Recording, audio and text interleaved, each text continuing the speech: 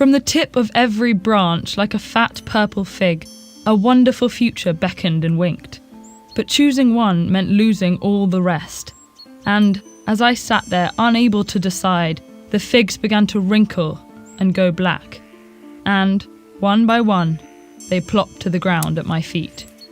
In this passage from Sylvia Plath's The Bell Jar, a young woman imagines an uncertain future and speaks to the universal fear of becoming paralysed by the prospect of making the wrong choice. Although she considered other careers, Plath chose the artist's way. Poetry was her calling. Under her shrewd iron pen, everyday objects became haunting images. A new statue in a drafty museum, a shadow in a mirror, a slab of soap. Fiercely intelligent, penetrating and witty, Plath was also diagnosed with clinical depression.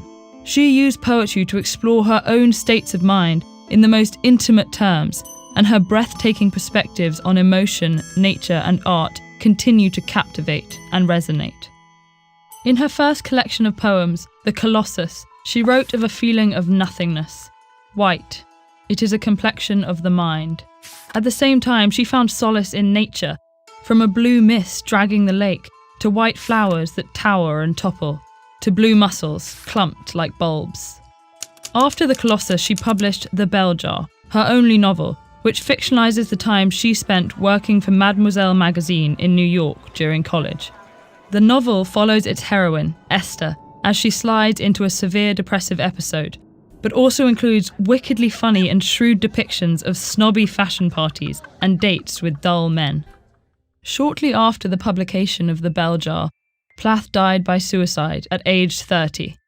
2 years later, the collection of poems she wrote in a burst of creative energy during the months before her death was published under the title Ariel. Widely considered her masterpiece, Ariel exemplifies the honesty and imagination Plath harnessed to capture her pain. In one of Ariel's most forceful poems, Lady Lazarus, she explores her attempts to take her own life through Lazarus, the biblical figure who rose from the dead. She writes, "And I, a smiling woman, I am only 30, and like the cat, I have 9 times to die." But the poem is also a testament to survival. I rise with my red hair, and I eat men like air.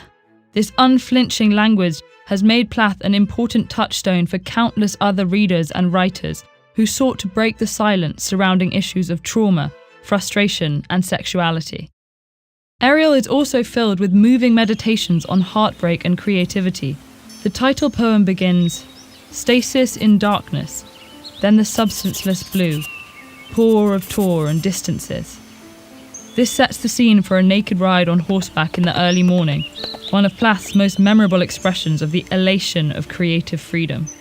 But it is also full of foreboding imagery, such as a child's cry that melts in the wall, and a red eye, the cauldron of mourning.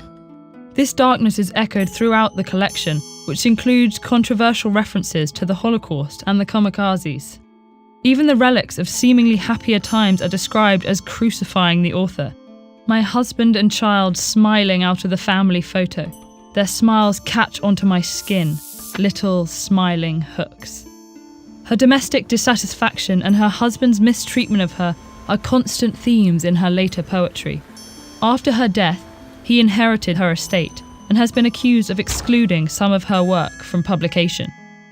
Despite these possible omissions and her untimely death, what survives is one of the most extraordinary bodies of work by a 20th century poet. While her work can be shocking in its rage and trauma, Plath casts her readers as witnesses, not only to the truth of her psychological life, but to her astounding ability to express what often remains inexpressible.